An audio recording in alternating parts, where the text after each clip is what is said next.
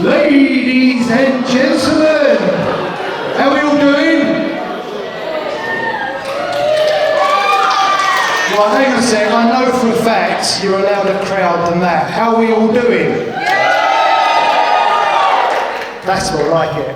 So, ladies and gentlemen, we come to that more formal part of the evening. The speeches.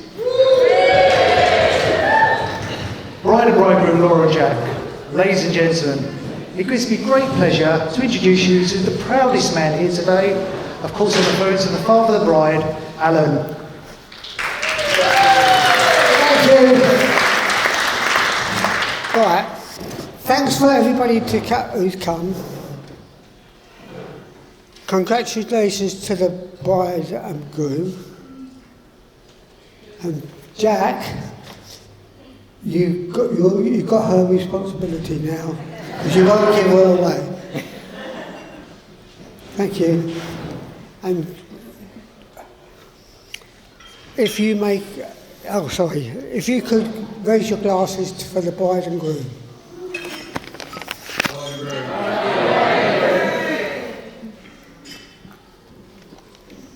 Thank you. Thank you very much, Alan.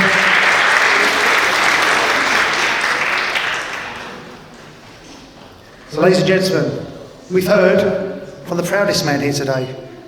Well, it's now time to hear from the luckiest man here today. Of course, I'm referring to your bridegroom, Jack.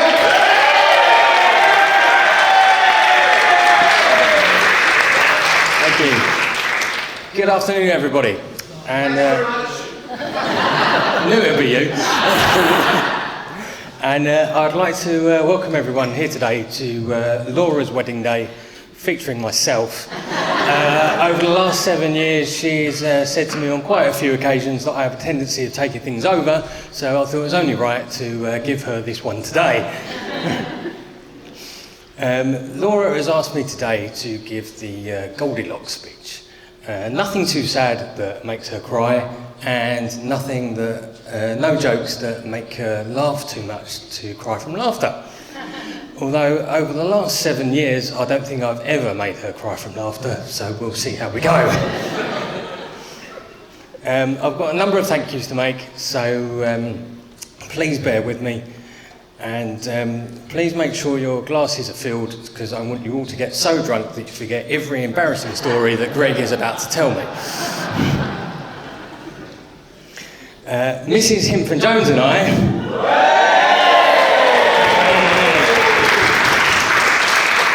would like to thank you all for coming today. It really means a lot to both of us that everyone we love is in the room to share this special day with us. But we'd both like to just take a moment to remember those who can't be with us, and some very dear family friends, and raise a glass to absent friends and family. Absent friends and family.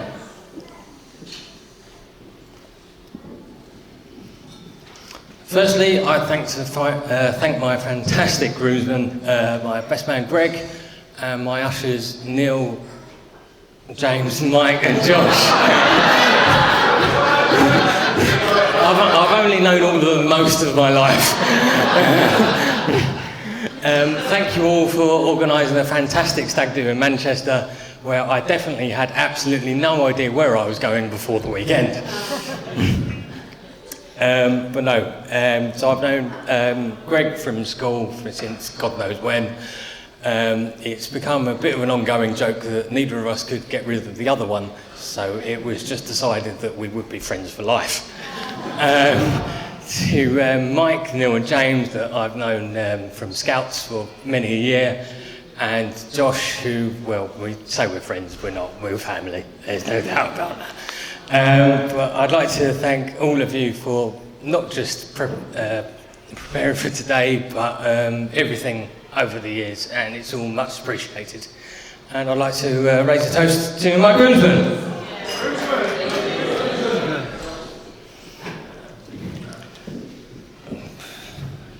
I haven't even got a quarter way through and I've lost my track. Now on to Laura's bridesmaids, who all look wonderful as ever. But of course I sort of did have to say that because two of them are our sisters. thank you for organising what can really just be described as an interesting Hindu for Laura. Before I knew what they was doing, I was planning to sort of include a few snippets of information in this speech. All I will say is an entertaining evening was had by all, and leave it at that. To Katie, Mel and Cara, that Laura knows from where she used to work at the Quart Pot, it didn't take me long to realise how close you all were and are practically as family. And I know how much Laura really appreciates you girls, and we're really grateful. Going on to the people, obviously we can't really forget our lovely sisters. To Gemma, thank you for taking me in as a brother from the start. It's really much appreciated, and we're very thankful, me and Laura, for everything you do for us. Thank you. Thanks. I didn't plan the logistics of this. To Kirsty, now when I arrived in the world many years ago, it soon became apparent that Kirsty wasn't actually that excited. When she was told that she was going to the hospital to meet her brand new baby brother, Kirsty's response was, "Can I go to the duck pond instead?" Kirsty does love ducks, so there we go. But no, from a personal perspective, I'm very lucky to be able to get on with my sister so very well. And thank you for everything over the years. Thank you for taking Laura in as a sister of your own. And I know it was just no hesitation when I proposed and we was doing wedding planning that Laura asked you to be her bridesmaid. So please raise a glass to the bridesmaids.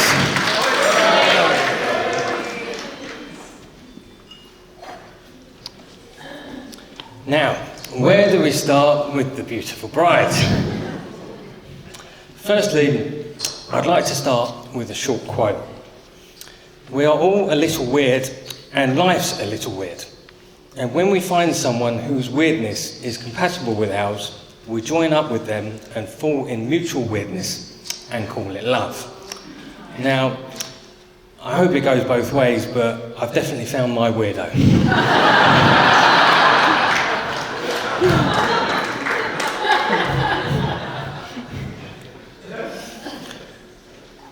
Sorry, I completely lost track of the page, and I've actually forgotten one of the most important paragraphs. Right,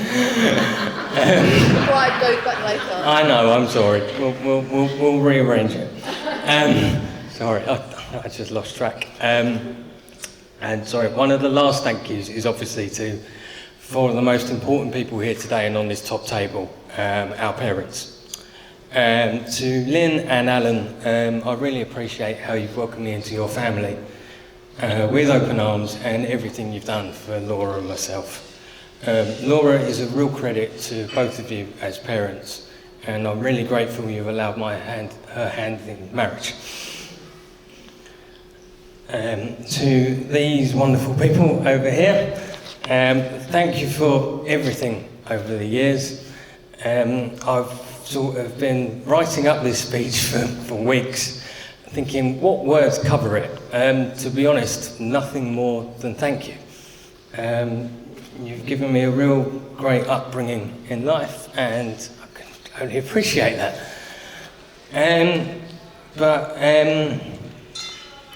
Ad-libbing. But as I've grown older, I've sort of reflected and realised how much time, hard work and patience it must have taken to bring up the special one of the family. And I'm very grateful for that. And as well from both of us, I'd like to thank Dad for being our odd job maintenance man at the bungalow, be it builder, landscaper, plumber, carpenter, whatever you wish to mention. It's become a bit of an ongoing joke when Laura and I mention anything that needs doing at the bungalow, irrespective if it's for Dad to do, he swiftly replies with the response, "I can do that." When we moved in, he asked us to form a list of stuff that he might be able to help with. And after he got to the 4th page of A4, I think he was very much regretting his decision. But Laura and myself would especially like to mention both sets of parents and thank them for their very generous financial contributions towards today, without which we wouldn't have been able to have some of the extras, which we're very thankful for. I was thinking about making a joke of certain people not being able to come, but I thought it probably wouldn't go down too well. But from a personal perspective, I'd just like to say that we're very grateful for both of you. And once we form a family of our own, if we are half the parents that you guys have been to us, we would have done very well. So please raise a glass to the parents.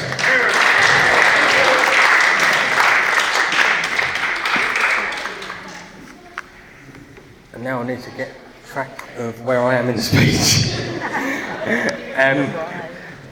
No, you're coming.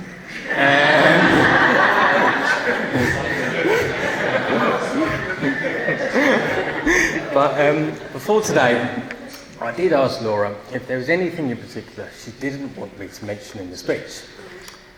A rather firm no come back in response, which I found rather suspicious. So over the next few weeks, I subtly mentioned a few things in conversation that I had absolutely no intention of mentioning in the speech because I knew she wouldn't want me to. And it turns out that a few of them would apparently result in a divorce. So he's hoping that I get through unscathed. But I first met Laura just over 7 years ago, and we had our first date in the King's Head pub, not far from here. We found ourselves on Tinder, the dating app, so it turns out it does work. But over the years, people have told me that once you find the one, you do know. And once I first set my eyes on Laura, I knew that I was onto a winner. We got on like a house on fire, but this was also the night that I got introduced to Laura's famous craving of mayonnaise. So, unfortunately for Laura, in this particular establishment, no bottle of mayonnaise was forthcoming, and just a couple of sachets. It soon became apparent that that certainly was not enough. And when they're gone, I just got struck with this worrying look of, is it rude for me to ask him, to ask the staff, can I have some more? I soon made it obvious that it was absolutely fine. But by the end of the evening, I could hardly see Laura's half of the table through the amount of empty sachets of mayonnaise that she'd gone through. But it's just one of those things that makes Laura Laura, and that's why I love her. Many more dates followed, and eventually we made it official, but I don't think Laura really appreciated the 2-month trial period I put her on after the first date. But since we've been together, if ever I've needed any support in any way, Laura's always been there by my side. Be it getting there to the start line of the marathon or through numerous qualifications for work. Many nights she'd come round and just sit there with a magazine with the television turned off, because it turned out she actually did know where the word count was on the document, and when the television was on for 20 minutes the word count didn't move, and she did know. But Laura has always put others first, be it me, family, friends, work colleagues. But when we moved in together a couple of years ago, she made the very big decision to leave the Cork Pot where she'd worked for 15, 16 years, and I know how big a decision that was for her, and she did it for our relationship and to make things easier. And she then got a new job where she settled in really well at the BV Garage in Rayleigh. Now, when we were sorting out the invitations for today, Laura, bless her, in her usual a little bit nervous way, said, do I invite them or not? Who do I invite? I said, well, you're going out for loads of nights out, invite them along. So to the testament of Laura's character, there's actually in fact nearly about 20 of them coming tonight, and they was nearly having to close the garage. And I think that just shows what people think of Laura and how much they love her. Although she has become a victim of her own success and so good at the coffee machine, she starts near enough every shift at 5:30 in the morning. I don't like that.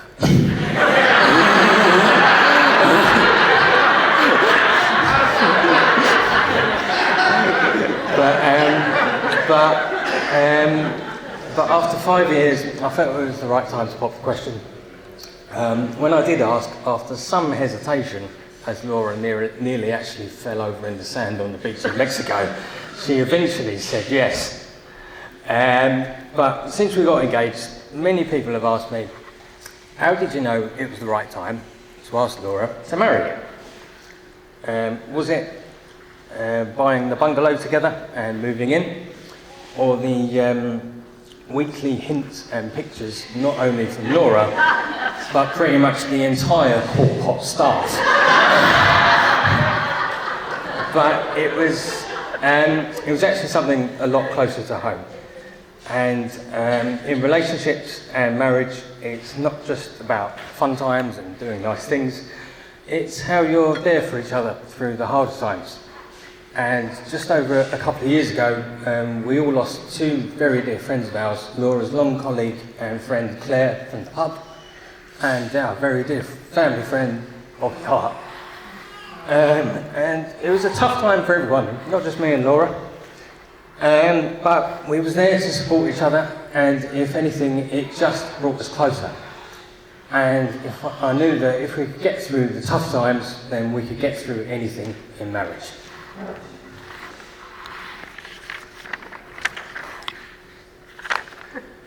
Sorry, we're getting on to the embarrassing bit now.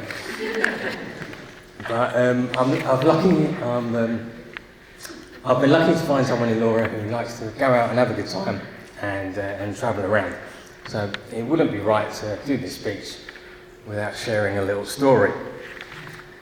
Now, originally, I was going to solve the mystery of why Laura's favourite sun hat didn't return home from Zanzibar. However, on much reflection, it probably wasn't appropriate, and two, that may have resulted in the divorce. So instead, I thought I'd just share a little story in a roundabout way shows how much Laura cares for me. We'd been on a late night boat trip in Mexico, and coming off the boat, Laura was getting off ahead of me, and there was a group of people in front. You know what's coming, don't you? Unfortunately, one of the gentlemen in front of me fell overboard. Don't worry, he was okay. I'm not sharing a story about someone that drowned. I eventually made it off the boat, looked around, and could not find Laura. She was wearing a rather distinctive dress. I then find this distinctive dress right at the other end of the harbour, halfway back to the minibus. I eventually catch up with Laura in a rather emotional state. It turns out that she actually thought it was me that had fallen overboard. And rather than asking anyone if I was okay or hanging around the boat, in sheer emotional panic, just walked off.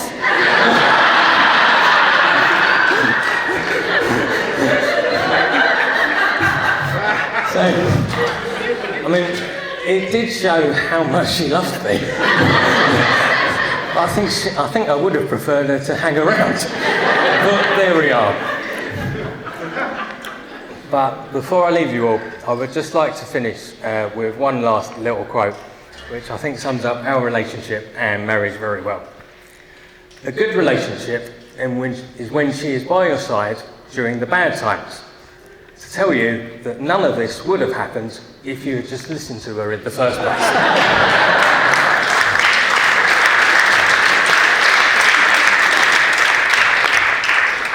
It just leaves me to say, Laura, my beautiful bride, you look absolutely stunning today, and seeing you walk down that aisle is a memory that I will cherish forever.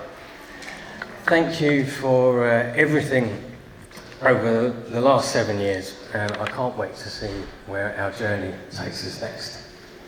But finally, and most importantly, welcome to a life where nobody will have no idea how to pronounce or spell your surname correctly.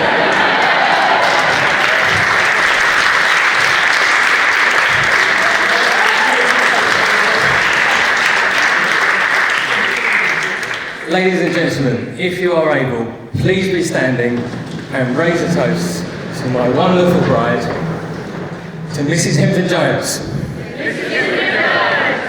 I pronounce it? Thank you very much, and enjoy the rest of your day.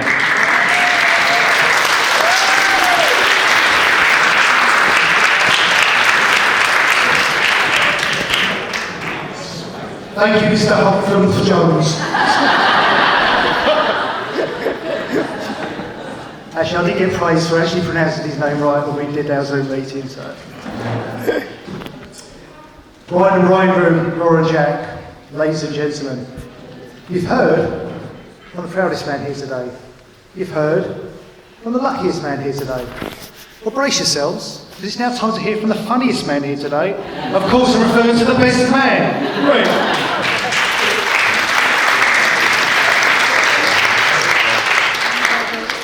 Right, we have a lot of hype over this speech. A lot of people have been asking me all day so far, and pretty much the last 6 months, of how many times I'm going to throw him under the bus.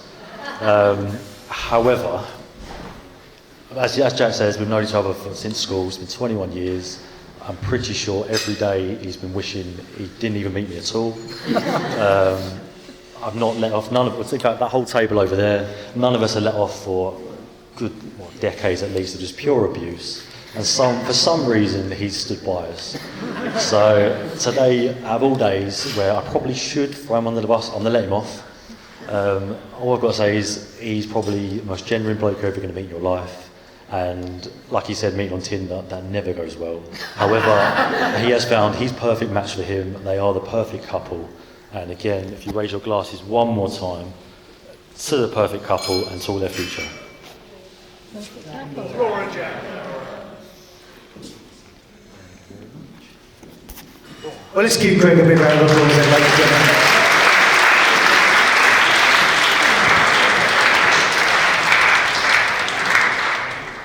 Just want to give my own personal toast to the happy couple. In doing so, I'm going to use these two wines. Now, wine was Oxford. The wine is often associated with marriage. It's formed from different grapes, picked from different hills, or sometimes even different countries. So, let's taste one. White. It's light, sweet, and full of flavour. As I'm sure you agree, just like everyone. I'll take it on last. Where's this? Oh, it's a movie. I did not really tell you about this. We have this one red, which is deep, rich, and full-bodied.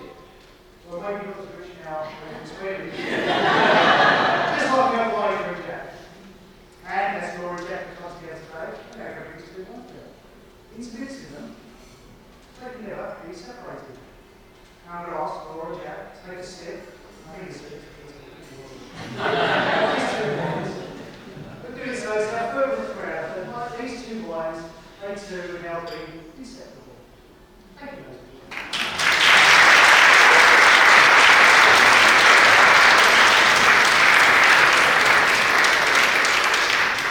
Now we're just going to round up the speeches now with some lovely words from our lovely bride, Laura. Give her a clap.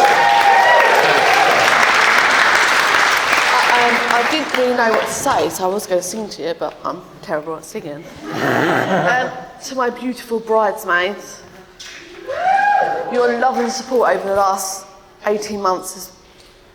I can't describe it. I don't want to cry, because I'm not going to cry. To Katie, when I went round the house, she offered me tea. Mel has offered me biscuits. Kirsty, you've offered me water. My sister's not really offered me a lot, if I'm honest, but what can you do? To Kyra, when you've offered me a drink, I've been like, I don't really want it. But the last time I went round there, I ended up doing shots through her kitchen window.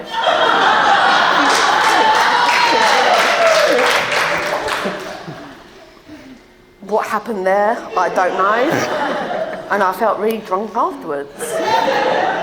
But like, to my friends and family, like everyone here actually, because I've known you all so long. Some of you not so much, but you will be. To the court pot staff, or the old court pot staff. No one really works there anymore because no one wants to.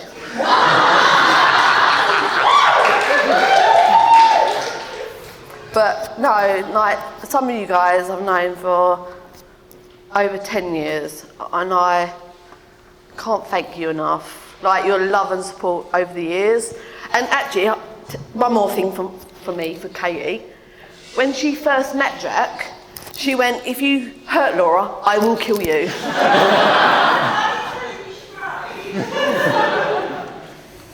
But Martin and Erica, you've welcomed me into your family, and it's been brilliant. As Jack said, Kirsty, you've welcomed me as a sister. And I've got a brother-in-law too. I think I've turned this off, I'm really sorry. Yeah, I think I did. You might have done. No, you haven't. You're just not speaking into it. What's that end? I did. Is it that way? Is it that way? No. I've gained so many people in my life that Is it? You're moving. I am. But is that right? No. What? In front of your face. I want to be like Mariah Carey. No. To all the people that welcome me into their family, it's been. I am. You told Bobo. Don't do that. You didn't tell me she's a woman. No. Just thank you. And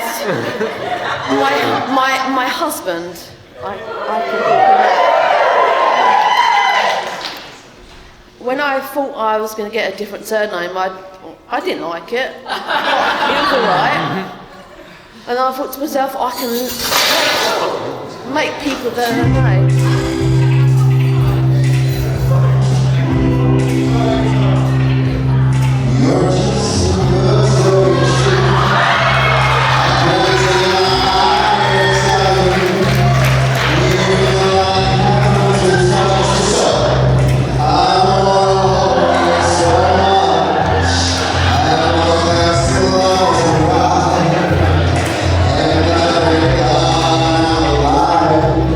You were just